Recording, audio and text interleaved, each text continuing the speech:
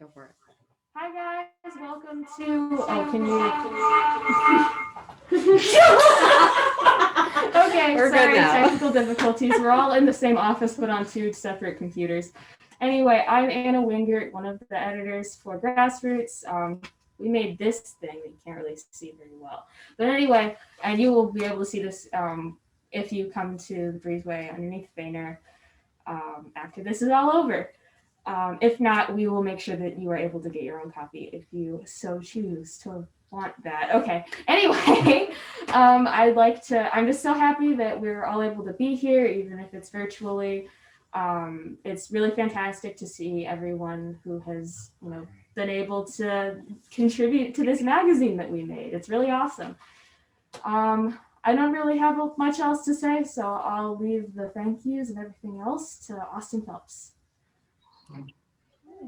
Hello, everybody. Yeah, thank you all for coming. I'm sorry about that this had to be online instead of in person, but we're wanting to do more open mic nights and stuff next semester, so be looking forward to that. Basically, just really quick, I wanted to give a shout out. None of them are here really, but to Professor Allison Joseph, who basically has been the face of Grassroots and the Devil's Kitchen for the past forever, and Professor R.A. Frumpkin, who is our faculty advisor, and they helped us throughout this whole process. And everybody else from the English department, all of you, we're just really excited to do this. So thank you all for being here. And now I'm going to pass it to Juniper, who is going to present the fiction award, the John Tribble Memorial Award, to Peyton Morris. So go ahead. All right. So we had 3 John Tribble Memorial Awards winners for fiction, nonfiction, and poetry. The winner that I chose as the fiction editor for the fiction genre was Peyton Morris for the work Robin's Nest. I really loved it. So much. It's got so much emotion and you can really feel it. It's a really good piece. And I would really love it. I think Peyton, are you here? Yes, I am. Hi. Awesome. Do you have this piece with you so you can maybe read it? Yeah, I do actually. We would love that. All right. Right now? Yeah, go ahead whenever you're ready. All right. All right, so this is Robin's Nest. I never acknowledged that we were, by the very definition, poor. I knew the Goodwill clerk by name, and most times lunch consisted solely of those cut the roof of your mouth peanut butter crackers. If my brother and I were playing outside, we'd treat ourselves to the finest dessert, a smushed up violet flower. We'd rip off the stem and place what remained underneath our tongue for safekeeping. Multicolored thread looped over patched up tears and rips in our jeans. The doctor's office was the roll of paper towels and a half-empty bottle of rubbing alcohol. Winter boots were tennis shoes with Wonder Bread bags secured over them. I never minded being poor, though. It's because I knew something no one else did. My mother was royalty. My mother was the kind of beautiful that started the Trojan War. Helen of Troy, but with significantly fewer riches and an affinity for Whitney Houston's greatest hits. She always wore gold costume jewelry that made her eyes shine like polished amber. I used to put on all of her bangles and necklaces and rings and pretend I was a princess in her court. My mother smelled like coconuts and the perfume you get at CVS. It only cost $5, but my mom said it was worth $1 million. I gifted her a bottle every Valentine's Day. She told me I spoiled her. I loved that feeling. My father would often tell me how we met her, or as he liked to call it, how she stumbled upon him. He said that from the moment he saw her, he knew that she would ruin all other people for him. He was exactly right. I always wondered if she ever had a second thought. As she packed her things, as she signed her name to forfeit custody, or she got into the taxi cab, I remember standing in the road, and in front of God and everybody, I let the tears slip down my cheeks. I then understood that everyone is born with these huge, bulky, rose-colored glasses. This very moment, my lenses were ripped from my eyes, and I began to see the world for what it really was. Everyone has this certain ugliness inside them, and over time, it does nothing but sit and grow septic. I eventually concluded that my mother had rose-colored contact lenses, one she would never take off. She lived in a world that turned solely on her own axis. After I lost my rose-colored lenses, I began to hide things. I shuffled my feet to hide my ragged shoes from the eyes of my classmates. I became a quick eater to hide my meager lunches from the watchful eyes of my instructors. I hid the gaps in my teeth with closed-mouthed smiles. Everything was best kept in a box that was locked in a vault so secure that even I didn't have the means to break inside. This hiding continued for what I thought would be the rest of my life, but I realized that even if I hid my family's income, I was still poor. Even if I hid the marks on my knuckles and the holes in my walls, I was still angry. Even if I hid the letters and the old photos, I still didn't have a mom. I then understood that hiding would get me nowhere. I eventually received a call asking for Robin's girl. When they told me she was dying alone in a hospital bed and she was up all hours begging for her daughter, I asked why they were really calling. She needed the kidney real bad. I was the best possible donor. The call dragged on for hours. When I hung up the phone, I finally took a breath. My brother, with whom I hadn't spoken to since he'd left to pursue his dream of becoming a conservationist, told me that I wouldn't be able to live with myself if I refused. I asked him if birds felt guilt when they, on occasion, abandoned their young. He seemed to shrink into the ground, and for a second I could finally see above his head for the first time in years. I only felt about 3 inches tall, though. I told him I'd sleep on it, so I did. I had nothing else to do the next day, so I got on the bus. I made it very clear that I didn't want to speak with her. I had nothing to say. However, after the long days of seemingly endless psychological screenings and ultrasounds, I would sit and watch her sleep. She looked like chicken bones pushing up against a yellow plastic bag. She had cut and bleached her hair to hell. What was once long and the color of caramel candy, now a thin layer of corn silk on the top of her head. All of her costume jewelry sat on the bedside table, already starting to collect a slight film of dust. Her hands looked like they didn't belong to her body. They had these large, deep cracks that almost bled as they ran together, with the tiny pricks in between her dainty fingers. According to my lab work, I was the perfect donor, but all my mother would be told is that we just weren't compatible enough. I would tell my brother that I wasn't a match.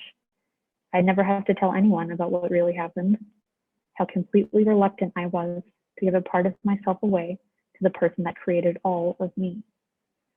After a few hours of waiting for an answer or a sign, I stood to leave. My ride would be here any minute, but my feet kept dragging against the tiled floor. I leaned over her bed and bent down until my lips almost touched her face. After all of the different cities and boyfriends and antiseptic, she still smelled like her CVS perfume. Air caught in my throat, and I couldn't breathe again. I kissed her leathery cheek, knowing I was leaving her in a different way than she had left me. I was leaving her to die. As I stood in the road, waiting for the car, I never thought to cry. And that's it. Oh, yeah. Great. Thank you so much, Peyton, for that. Thank you so much for submitting this piece. It's really beautiful. We have a certificate for you. If you have time to pick it up, we will be sitting in the Fainer Breezeway after this, handing out cookies and stuff, and we'll have that. If you don't have time to pick it up after that, we'll figure out some other time to get it to you. But thank you so much. I'm going to send it over to Holly for the nonfiction award. Thank you.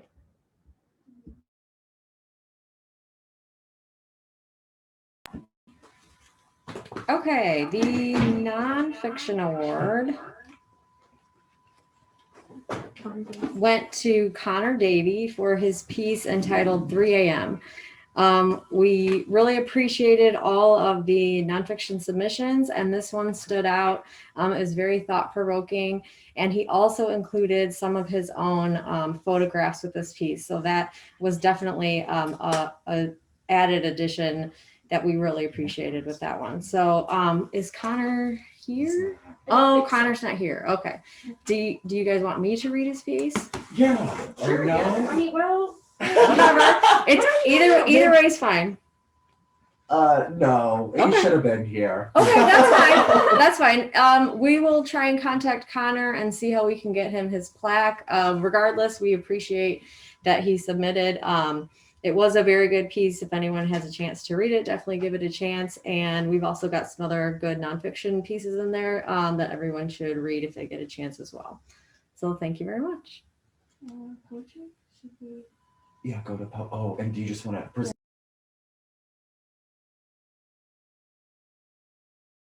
So as in lieu of Zachary Barrett, who was our poetry editor, who could not be here, in lieu of him presenting the poetry winner, I'm going to goes to Ashley Newitt for her poetry Footsteps.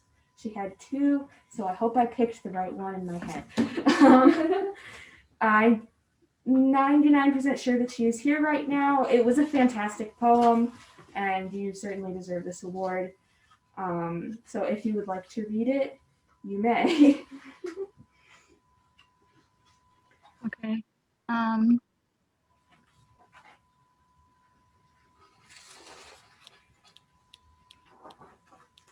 I wander among the weeping willows, hoping to find the footprints that the fox left behind.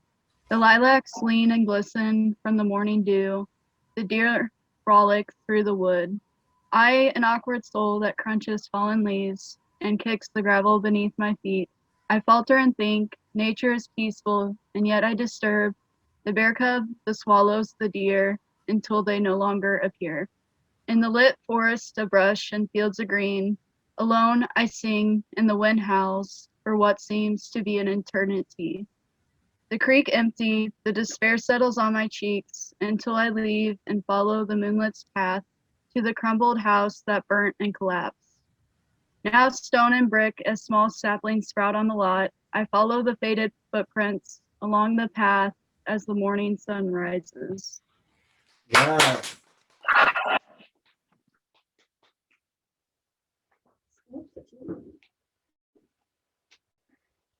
Okay, great.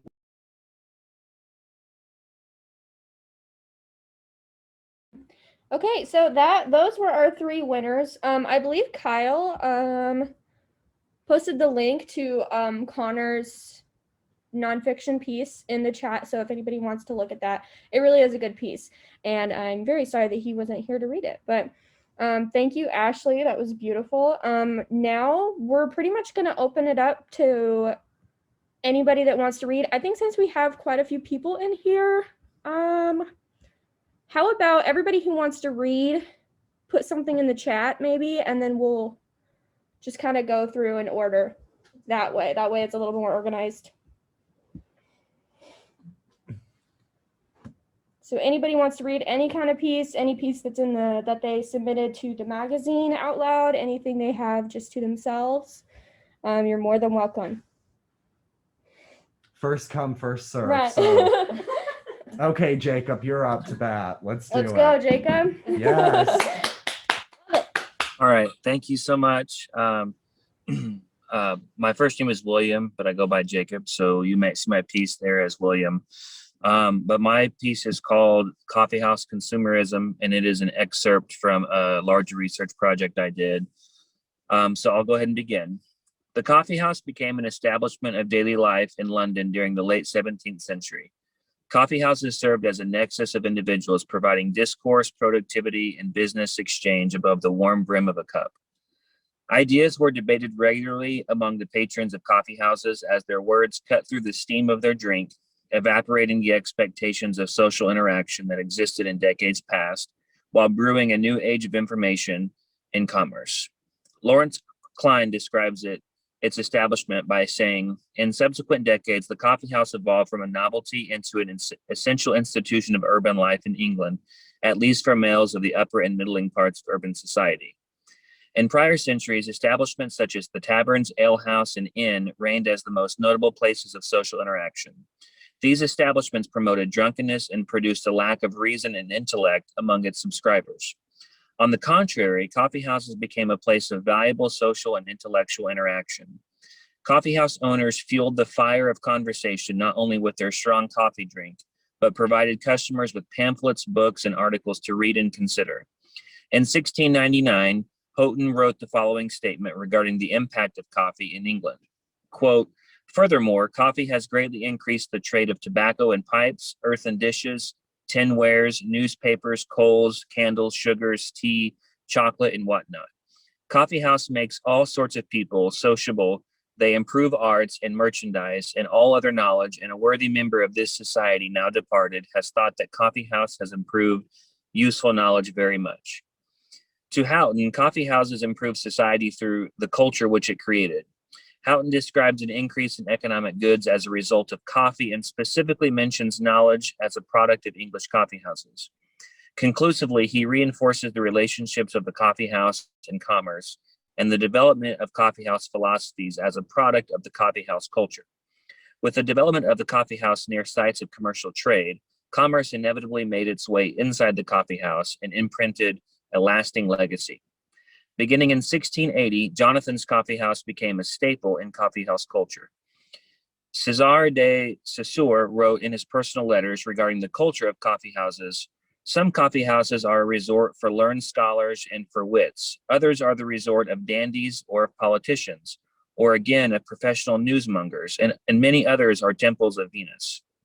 Commercial traders and townspeople flocked to Jonathan's Coffee House as it existed at the entrance of St. Michael's Alley in Cornhill, or what some referred to as Exchange Alley. By 1698, Jonathan's operated as a center for posting stock prices in addition to a coffee house. Since the coffee house's members consisted of mostly commercially interested customers, it became the central location for the prices of commodities. Jonathan's became the future home of the London Stock Exchange. According to their archives, the London Stock Exchange claims it is the earliest evidence of organized trading in marketable securities in London. That same year, stock dealers in the Royal Exchange became expelled due to rowdy behavior and began dealing in the streets before finally filling the coffee houses of Exchange Alley, particularly Jonathan's. The significance of Jonathan's in relation to consumerism resides in the relationship between the coffee house and commerce, thus producing a culture of consumerism among its frequent visitors. The coffee house became directly tied to the very definition of consumerism, in that the individual felt compelled to consume a product or good or exchange monetary value while in the coffee house. Whether that product came in the form of coffee itself, stocks, goods, or services, a consumer mindset formed within the coffee house culture nonetheless. Another example of the coffee house creating a culture of consumerism existed within Lloyd's Coffee House. Edward Lloyd first opened the coffee house in 1686 on Tower Street in London. The establishment provided a place for sailors to commune, receive news about trade from other sailors, and so Lloyd took advantage of the commercial talk that took place in his coffee house. Lloyd began keeping tabs on all other news of imports and exports to provide his customers with reliable information. In 1691, Lloyd relocated to Lombard Street, which was adjacent to Exchange Alley. This move brought him even closer to the commerce of London. Upon success of sharing shipping news to sailors, Lloyd installed a speaking podium in the coffee house and set up a place where he and others could address the crowd of coffee-drinking sailors regarding important news. As Lloyd's grew, he began venturing past simply selling coffee and providing news to selling insurance to sailors.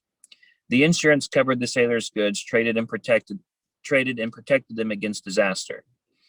Lloyd's Coffee House became known as Lloyd's of London and Lloyd's Register, which continued to sell insurance and financial recording keeping services in the present day.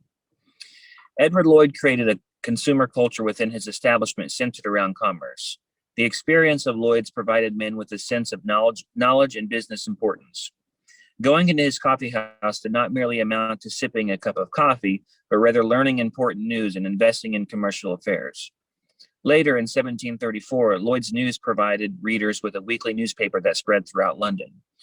Much like modern businesses such as Starbucks, Lloyd created a consumer experience for his customers, and coffee was simply a catalyst for such an experience. From a historical viewpoint, modern consumerism and consumer practices have origins in the 17th and 18th century English coffee houses. Such establishments as Jonathan's and Lloyd's serve as physical representations of cultural diffusion at its finest. The coffee house created a new public sphere for people to frequent. Not only did the coffee house create a new space for the individual, but also for commerce.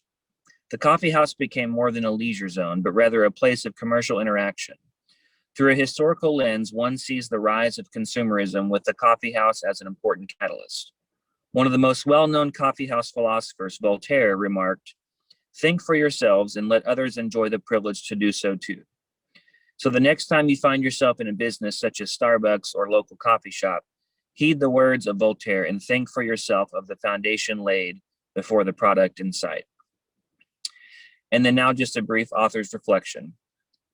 As a history major and aspiring historian, my interest resides in uncovering the extensive web of events or causes that have produced modern day practices, expectations, philosophies, and circumstances. With my focus primarily on economic history, modern consumerism and its origins became increasingly more intriguing to me during my studies at Southern Illinois University. Through my research, I traced many consumer characteristics of the modern day back to the 17th century London and found the coffee house as an unexpected nexus in which commerce was revolutionized. In addition to commerce, as outlined in my full research project, I researched and discussed the coffee house as a birthplace for many modern philosophies and Enlightenment era principles. My research also extends to the role of coffeehouse consumerism in the American colonies and its contributions to early modern capitalism in the United States. My research projects have been such a joy for me to develop because they brought newfound knowledge to the foundation that upholds much of modern economics and consumer culture. Reading through centuries-old pamphlets or broadsides and finding information to further the arguments of my papers brought me excitement, as if I had solved the riddles of an age-old scavenger hunt. As I began to uncover information through a variety of primary sources, my modern preconceived ideas of both the coffeehouse and early modern consumerism began to change. The challenge of researching and writing is to ensure that you do not simply use excerpts of documents to prove the points you wish to make, but rather to tell the story that the sources are providing. Throughout this process, I had to change points that I thought I would make when the historical material told me otherwise. I like to think of history as a spotlight, attempting to shine light on a massive mountain range of past events that are hidden by darkness. While we can only see what the spotlight shows us, it is my job as a historian to make the spotlight bigger so that we may understand the intricacies of the past that surround the history we already know. Thank you.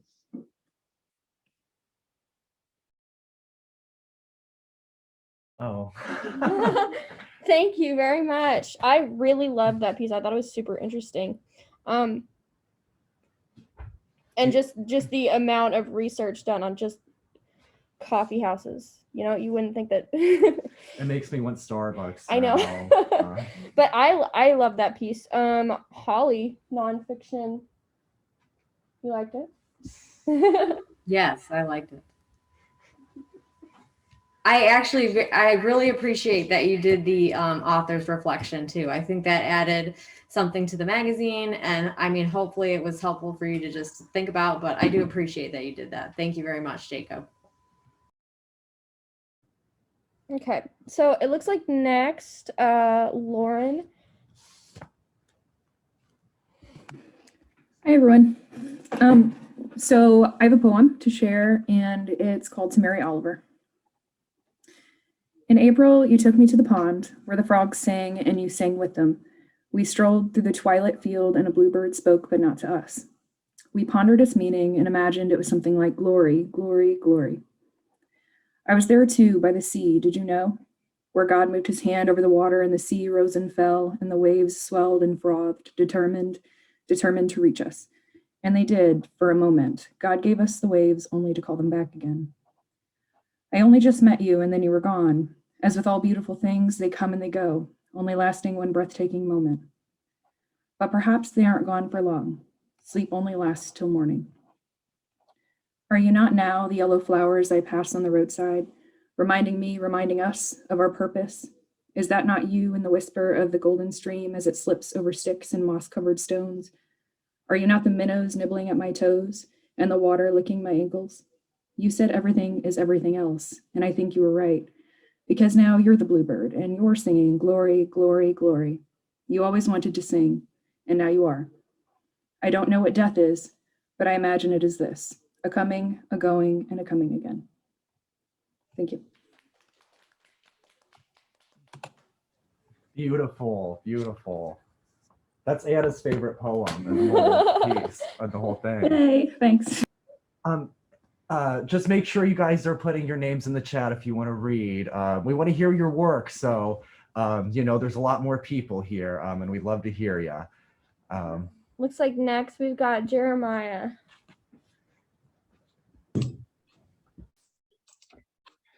All right, then I'll be sharing a piece of fiction called Dark Wizards.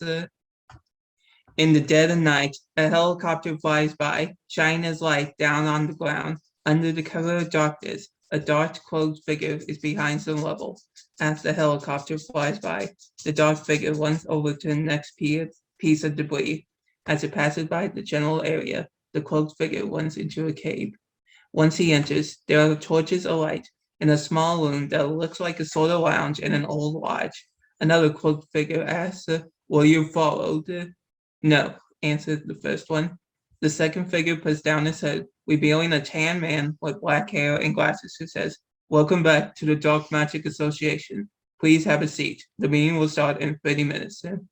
The other person takes off the cloak, revealing a ghostly pale white skin and a green amulet around his neck. He is unhealthily skinny with yellow eyes. The pale man puts his cloak on the coat rack and takes a seat in front of the TV. A short, stout black man with big glasses and brown eyes walks onto him. "Hey, Kilo, you're looking as ghastly as ever." "Hey, Mike, how's it going?" "Man, it's nuts. You send one zombie to get your groceries and the government wants to come and shoot you down. I made sure to give him his coffee before sending him because any good necromancer knows that zombies only eat brains when they don't get their coffee. What about you? Are the first still on your trail for the longevity, Tom?" Yep, this whole stigma against dark magic is stupid. No hospital with its healing spells and modern medicine can help me. This thing around my neck is the only thing keeping me alive. The dad has been well. I'm holding up in an abandoned apartment building downtown, responds Kiro before a voice announces, "Everyone, please gather around for the meeting." Everyone got up and went into the dark room, which consists of a bunch of folding chairs. Two torches sit upon a stage at the front of the room, with the guy from the area standing behind the podium. Once everyone is seated, he clears his throat and begins. "Everyone, I would like to thank you all once again for attending this meeting of the Association of the Dark Arts. As some of you may be aware, the government has been cracking down on dark wizards as of late. Now we all got a reason for practicing the dark arts, whether it be for survival, continuing to interact with our loved ones, one long dead, or just overall health. We all have a reason why dark magic is necessary in our lives. That is why we are gathered here today, to discuss the latest happenings in the community of dark wizards." Suddenly, the sound of metal hitting the floor echoes throughout the room as smoke begins to fill it. All of a sudden, Kilo feels incredibly sick and starts coughing up blood. Noise from gunshots fill the once quiet room as chaos breaks out all around them. Mike grabs Kilo, tends to run out as people screaming, "It's the feds! They found us! We're gonna die! I'm going to lose my membership card!" Someone in a blue uniform, adorned with several medals and a gas mask, confronts Mike and Kilo at the room's entrance. "We finally found you, you disgusting vermin," says the man in the blue suit. As Kilo coughs on more blood, Mike shouts in surprise and horror, "General Coy!" The smoke is replaced by a green gas, and everyone suddenly falls down unconscious. General Coy orders his troops in disguise wearing gas masks. "Everyone take these dark wizards to holding cells immediately. I want them in prison for life or on death row, but that's for the courts to decide." The soldiers gather everyone on trucks now parked outside the cave and transport them to various prisons. Whoa, yes, Jeremiah, that was so funny. Oh my goodness. Okay, as the fiction editor, I was so excited when you submitted your work because you know I love your work. Ever since I was in Professor Frumkin's class with you, I've heard so much of your work and it always leaves me wanting more. I always want just an entire novel of your short stories. So thank you so much for submitting it and thank you for reading for us. I think we're gonna take a little break and have one of the editors read. Who wants to read? Someone not need to read. I'll read. Okay. So I'm just gonna read my poem that was published in the magazine. It's called Grass Lighting. As does everyone else in this frigid breeze, the frost clings to warmth among the grass blades. And it's funny how it clings so tightly to the ground's heat, as if it didn't bring the freeze in the first place. Hours into the endless night, the grass feels itself suffocating under the ice, when the sun arrives like a forgotten friend and melts the frost away, though the grass knows it will soon come again.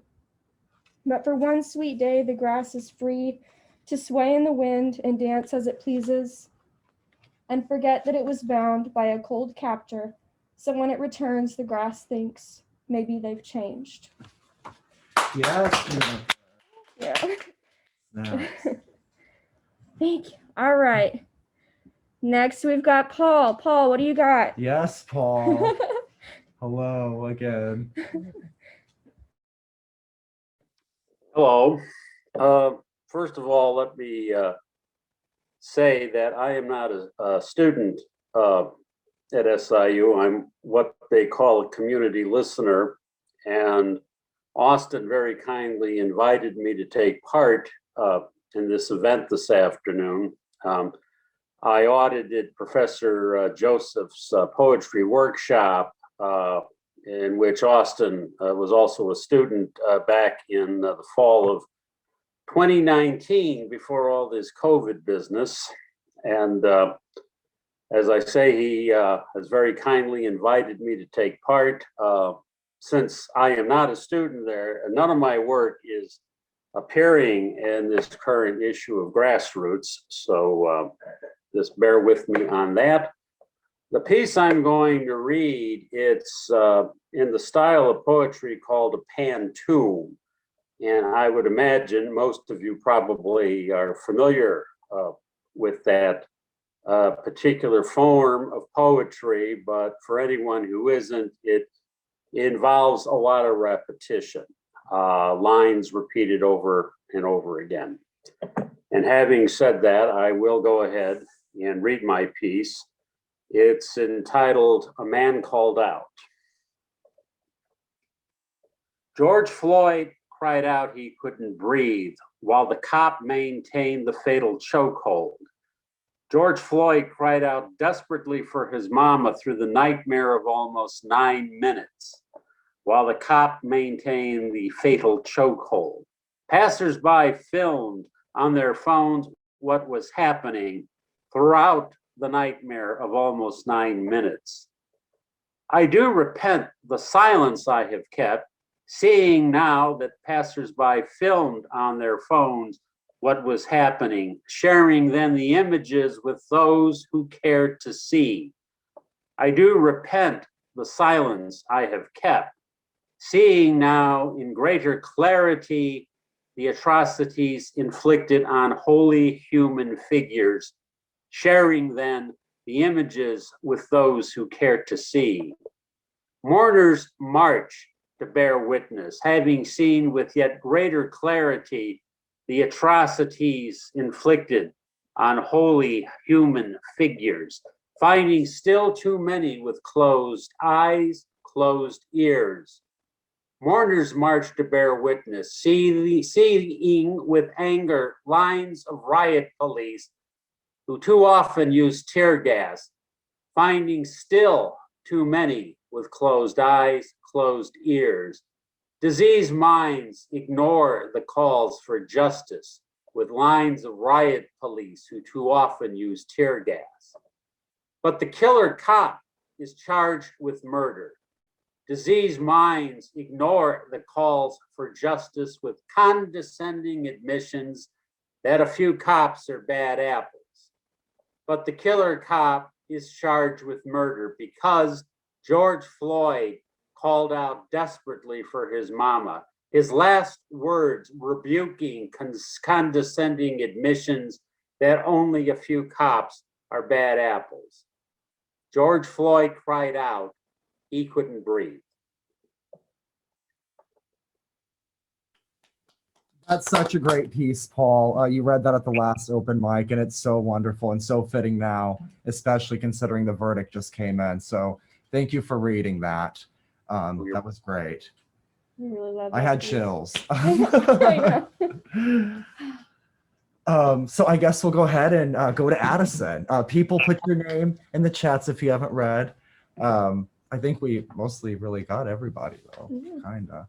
Okay, great. Thank you, Addison. Okay, hi. So my piece is called, it's a poem, Happiness, a Journey in 3 Parts. Real quick, just a little backstory. I started writing it when I was 15.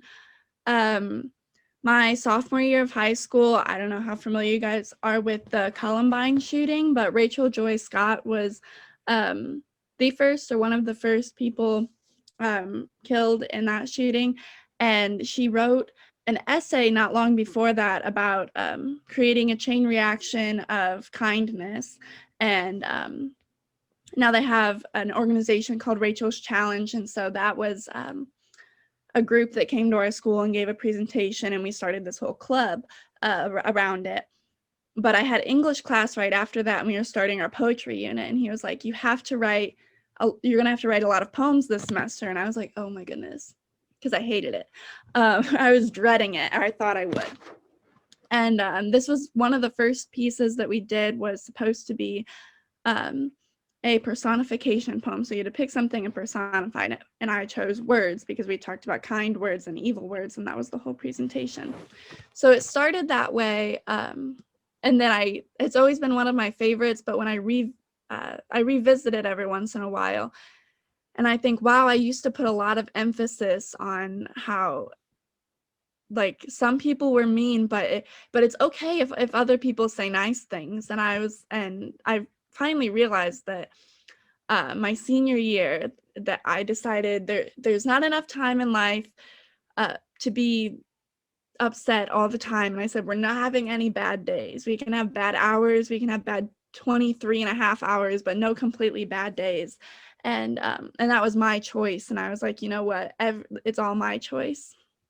So then when I came back to this poem, I was like, initially it was about the Rachel's challenge and the chain reaction of kindness, but this is a little bit more my take on it, I guess, even though I wrote it the first time, but kind of how I see it now. So anyway, I'll start. Sorry, that was a little long. When I was 13, your evil words clung to me like an old piece of bubble gum on a shoe. I could take it off, but it was always a little sticky. And if happiness was my favorite blanket, your evil words ripped holes in it that I never knew how to patch. Your evil words turned out the lights in my mind and weighed down my body like a load of bricks, making it hard to get through the day. Your evil words made existing an uncomfortable experience. Your evil words told me to be sad. Your evil words whispered and repeated themselves over and over until I started to believe them myself. When I was 15, I thought, their kind words made existing a bearable challenge. Their kind words told me to be happy. Their kind words talked sense into me and repeated themselves over and over until I started to believe them myself.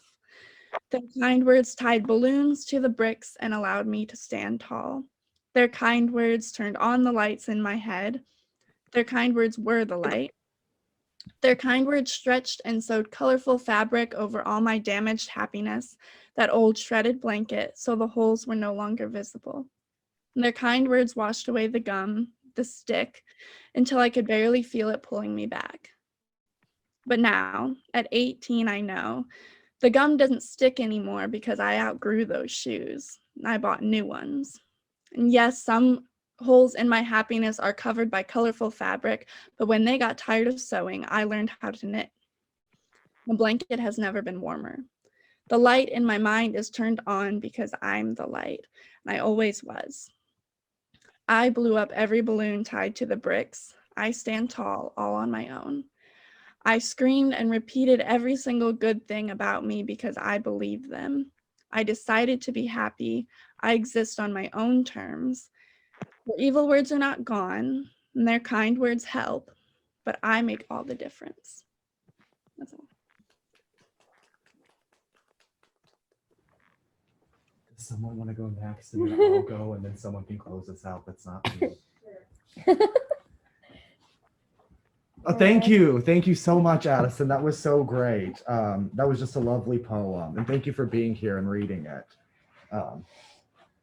I also really appreciate you explaining it at the beginning. Okay, it wasn't too long, I promise.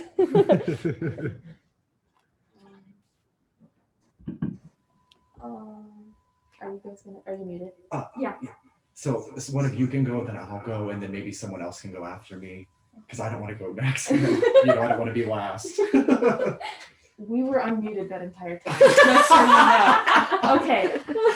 Anyway, so you kind of heard Austin's game plan. Now it's exposed. But so I'm going next. This is my poem, Can I Take Your Picture, that appears in the magazine under the editor section. The man who asked to take our picture by the lake could have been a serial killer.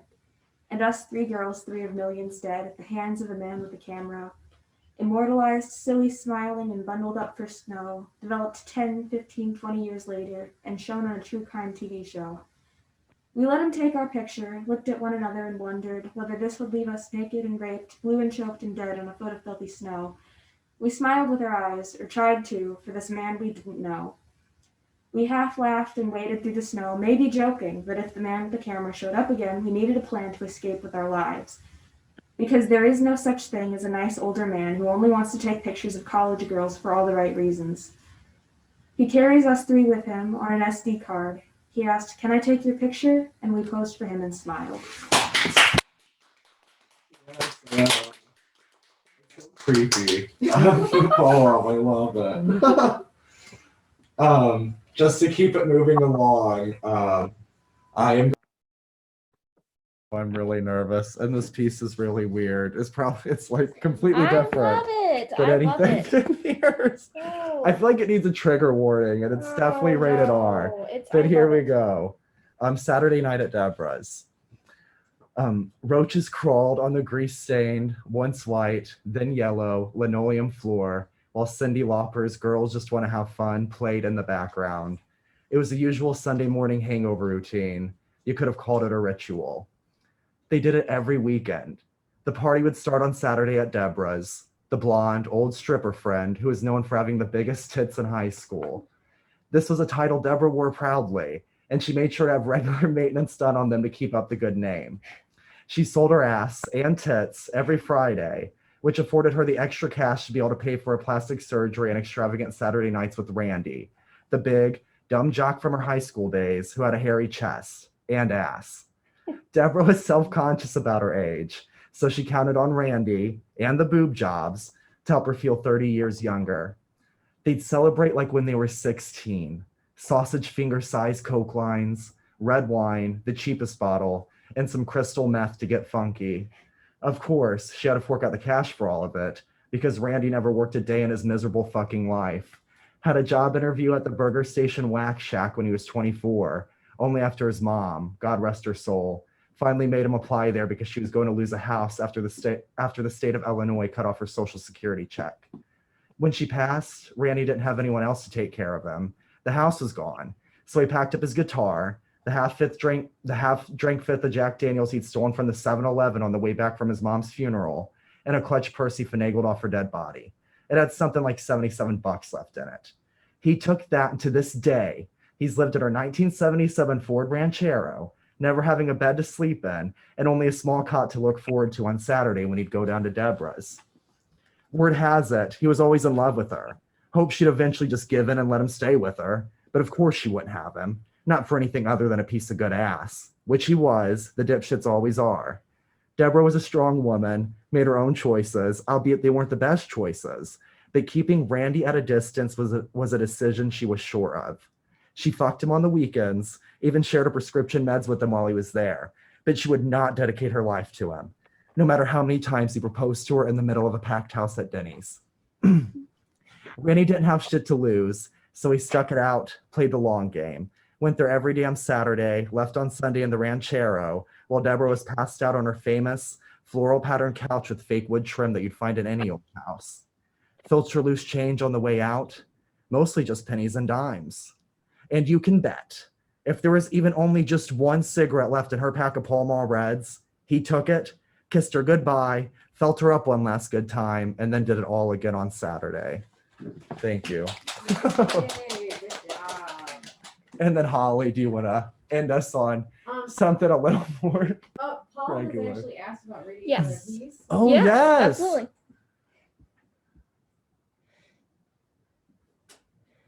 Paul, you are more than welcome to go ahead.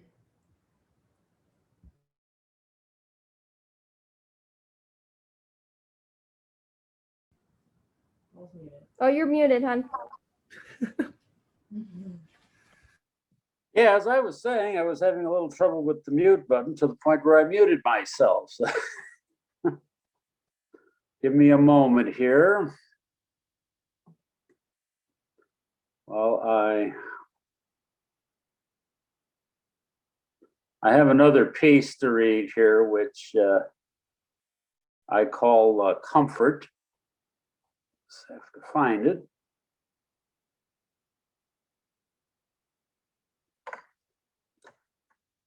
Oh boy. My apologies here. I thought I had it set up.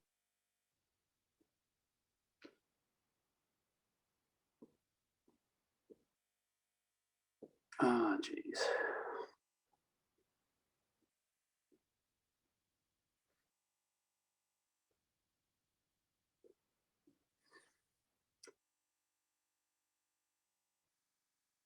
All right, this poem is called Comfort. Behind the wheel of the old Ford Taurus, he sits in the town center parking lot by the tracks, lazily watching the glistening water fountain, watching also the blood red sun draw even with the horizon. In a flannel shirt, residue of a summer's day heat notwithstanding, listening to Dylan, mid-70s Dylan, inhaling the last of a chocolate milkshake with alternate sips of lukewarm coffee. His cell phone rings. It's Renee, whose hair 3 days ago was dyed bright orange when she called to him from a passing pickup truck as he exited the Taurus in front of the old food store. Renee, whose voice betrays tears and sobs, asking him to come pick her up. She's had another fight with Carol. Another fight, he mutters, hoping she didn't hear, hesitates. Apprehensive, this rescue will bring renewed pleas to support her habit. But he goes. She's waiting outside the old biker bar, her hair still orange, hanging over her shoulders, obscuring large hoop gold-colored earrings, wearing a matching orange top which leaves her shoulders bare. She's barefoot, her left hand gripping black, very high heels, a very large black leather purse slung over her right shoulder. She enters the Taurus sobbing. He turns off Dylan as she hugs him, still weeping. For a moment buries herself in his right shoulder as the Taurus pulls away, telling him rapid fire all the hurtful things Carol said to all those strangers in the bar, growing smaller in the rearview mirror. He drives with his left hand. He knows he should tell her again Carol is no good for her, holds her instead snugly against him, against his right arm. Her sobs continue as he makes a right turn past the Presbyterian church. 3 blocks later, parks under a sycamore tree with a large, thick trunk. Notices the blood red sun is a bit lower as her weeping ceases. She looks at him, takes his right hand, squeezes it, brushes back her hair, tells him not for the first time, he's her best friend forever, the best friend she's ever had, maybe the only friend she's ever had. Then tells him, baby, I keep telling you, flannel shirts are too hot in this weather. Please take me over to the Ashleys. You know, Ashley by the old armory. Ashley owes me. Ashley has what I need. Again, she rests her head against him. Again, he puts his arm around her. And yet he feels so lonely despite her presence. He asks himself, not for the first time, if he's ever really done his best for her, then turns Dylan back on.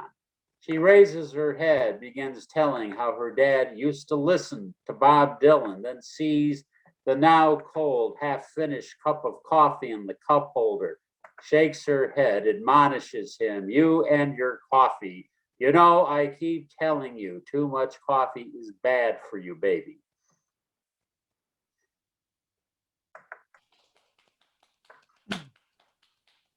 Thank you, Paul. Thank you. Your Love it. poems always tell such a story. Thank you. Looks like one of our high school submissions.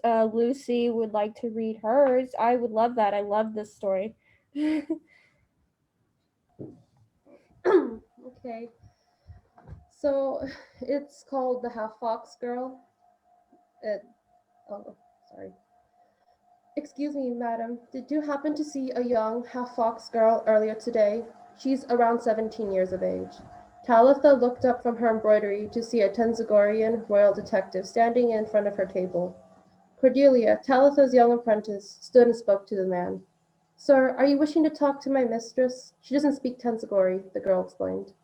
The detective irritably tapped his notebook and glanced down at a paper secured to its cover. Of course she doesn't. None of the foreigner merchants do. Can you translate for her? Yes? Good. I'm looking to see if she has seen a half-fox, half-sorceress girl, a few years older than you. Cordelia nodded and explained the man's words in Talitha's native tongue. Yes, I have seen her, Talitha responded, setting aside her work and standing. The detective's ears perked in a pleasant surprise. He opened his notebook eagerly. Ma'am, could you tell me your name, race, and occupation? He asked. Talitha studied the man's uniform as she waited for Cordelia's translation. She noted that the black-backed jackal wore a coat of indigo blue, just like the 7 other detectives that had stopped by her stall to inquire after a half-fox girl that morning. My name is Talitha Tristensen, an embroiderer and weaver, she said. In case you didn't notice my semi-transparent skin, I am a memory.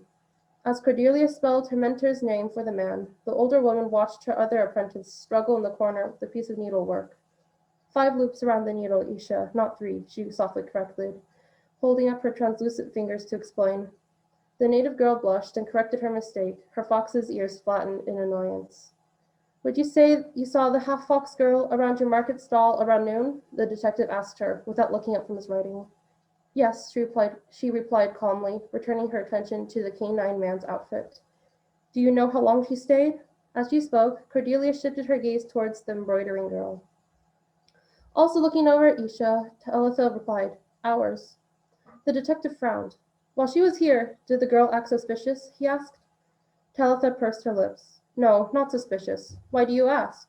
Are you looking for a criminal that young? She crossed her pale arms. Yes, I mean no. The detective hastily glanced up at her for a moment.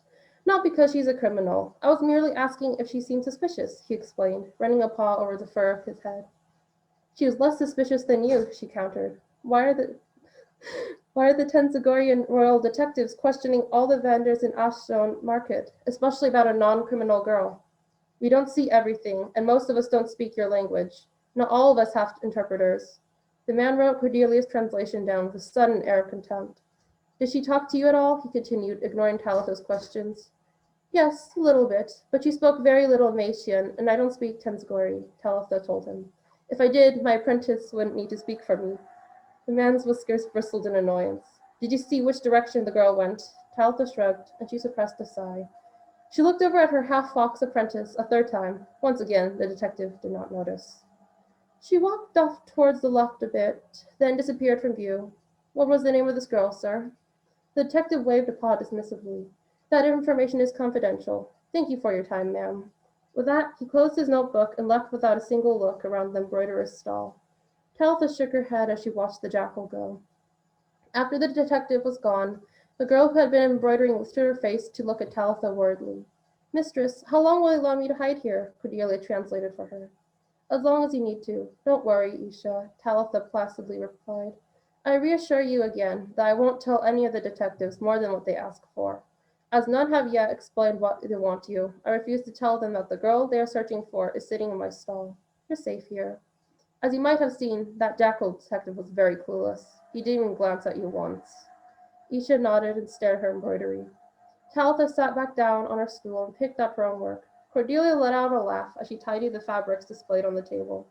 I doubt that he would have recognized your red fur even if he did see you, she said with a smirk. The way he read the information off of the cover of his notebook was ridiculous. He didn't truly know who he was looking for. None of the men did. Talitha snorted as she studied her needlework. As I said earlier, don't worry. The detectives are clueless.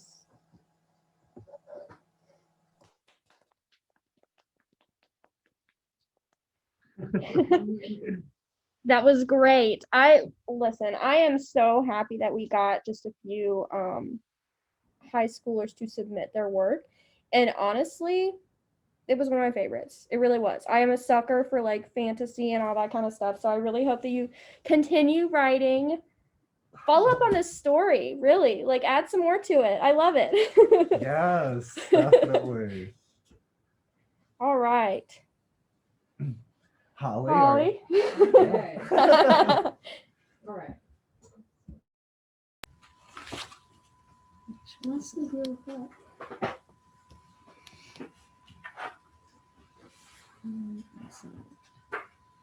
Okay, hopefully the sound is working. Okay, my piece is entitled Slow Flood. Imagine it going like this, because that's how it's written. On a bank of the Big Muddy River lies an 80-foot by 180-foot slice of scrappy land. The owner of a now defunct strip club bar called the Chalet, definitely not as continental as it sounds, sold the parcel to us in exchange for my wife's much needed honest bartending work. But what if it floods? I asked my husband before we moved there, after receiving notice to vacate the tiny ticky-tacky box house that we lived in that wasn't ours. It's the only option we've got, he asserted. So we packed up all our belongings again and drove our old RV and 79 Ford 150 down to the river's edge to live on an overgrown ribbon of gray clay and silt. Included in the price were a loose gravel driveway, an electric pole for service, and a buried shit tank. So in the sweltering mosquito humming summer, we dug a 100-foot trench for fresh water, then added a pen for the dogs, a 12-foot by 24-foot empty cook cabin for us, and a 10-foot by 12-foot windowed barn for their boy, thanks to some money help from my husband's mother. At first, we used our cabin as storage, but then had to build walls and shelves and places to sit and places to wash and bathroom and lie down, all while moving boxes and piles of our stuff back and forth as we worked. After some months, we could finally live in our tiny little shack, a place for everything and never everything in its place. But it was home for a time, and eventually we added nice things, like an outside bench to watch the river flow by, a garden for veggies, and a hammock for rest. We collected bulging sweet wild blackberries and tart purple mulberries and even hosted visitors for barbecues. We managed our small sliver of idyllic land with hard work and pride for almost 4 years. The National Oceanic and Atmospheric Administration describes the storm event of March 10th through 26, 2006 as the following. Moderate flooding of the Big Muddy River occurred after repeated rounds of thunderstorms. At Murfreesboro, where flood stage is 22 feet, the river crested at 33.8 feet on March 16. Flooding affected houses just downstream of Bridge Street in Murfreesboro. After a couple days of steady rain, my husband and I went to the local minuscule library, the only place we could get access to the internet, to see the NOAA flood stage predictions. We knew our land was at 30 feet, the cabin at 31. The line graph prediction showed a peak of at least 32. My stomach sank. Shit, I said.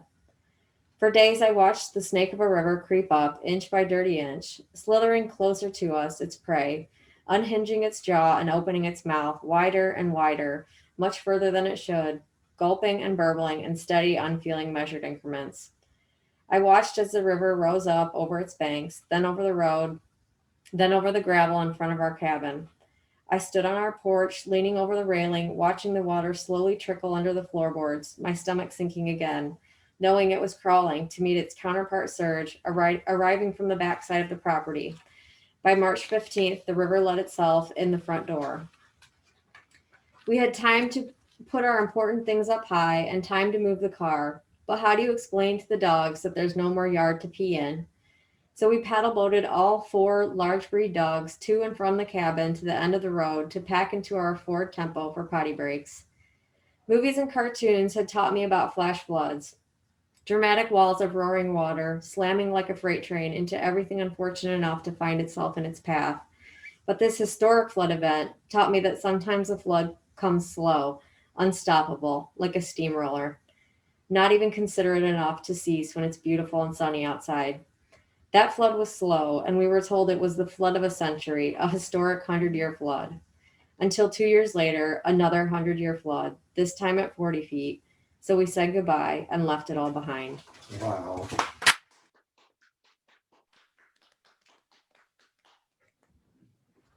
So great, Holly. So great. Love it. That's why you're a nonfiction editor. Well, unless anyone else wants to read, do we have any other takers? Anyone else that's here want to read another piece? Is that I'd like to read another one if it's okay. Hi. sure? Go for it. Okay. This is I promise this will be the last one, I promise. This is a piece of flash fiction I experimented with a few years back. I call it Turnabout. In the fall of 1985, I dated Antoinette. She was tall and thin with long auburn hair, 12 years older than me. A year and a half earlier, her mother had died. She still grieved. Often, she was in bed with migraines. Estranged from my own parents, I was without empathy for her sorrow. We parted ways, and I embarked on a quest for a new lover. To paraphrase the character, Captain Benjamin Willard, portrayed by Martin Sheen in the film Apocalypse Now, everyone gets everything he wants. I wanted a lover with few, if any, ties to her parents. And for my sins, I was given one. Connie was an undergraduate from Pocatello, Idaho, with short hair dyed red and green, who said she had just changed her major to child psychology. Connie had been raped by her older brother while a child. The older brother was their mother's favorite. When Connie finally disclosed what her brother had done to her, the mother pronounced Connie crazy. She drove Connie to a psychiatric unit and told the admitting nurse that Connie was a threat to their family. She then warned Connie to never again darken any of the doors of the family home. Connie and I had a son. 2 weeks after he turned 18 months, I lost my job. Depressed, distraught, suicidal, I was admitted to a psychiatric unit. Upon my release, Connie bandaged me, saying I was crazy and represented a threat to our family. She told me I was never again to darken the doors of our home. Having little money, I spent that first night following my release on a bench in a Greyhound bus station. I dreamed of Antoinette.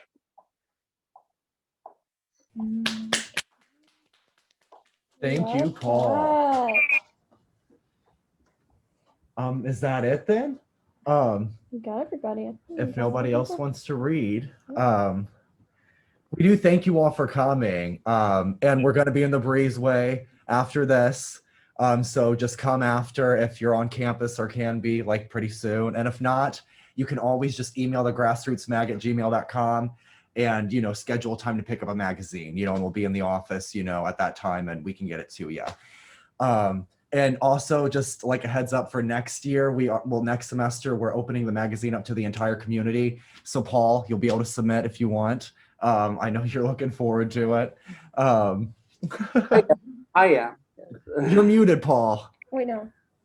Or am I muted? No, I just had the volume turned down. Ashley wants to know how long we're going to be in the How long do you think? I appreciate that I'll be able to submit next semester. Awesome. I'm glad you're going to submit something. Yeah. And Ashley, we'll be there till 6. So from 5:30, it's like 5:30 now. Why don't we stay until like 6:15? Yeah, Because it's a little 6:15. bit- Yeah, 6:15. Let's stay till 6:15. And then anybody else that needs a magazine, just email us All right. Excellent. Thank you, Paul, for coming. Well, you're welcome, and thank you for inviting me to take part in this. It's been excellent. Everyone read so well. All of your work is terrific, and I'm honored to be asked to be a part of this. Thank you. I'm glad to have you here, Paul. Your work's always so great. So thank you for being here. You're very well. Thank you so much. You're very welcome. And thank you everybody else who came out. This is amazing. We were really bummed that we couldn't do it in person, last minute. So, but we had a lot of people in here. So, thank you everybody for coming and everybody for reading. We appreciate it very much. Yes, thank you all. Yes. We're signing out. Bye. We'll see you in the breezeway. And a good weekend. You too, Paul.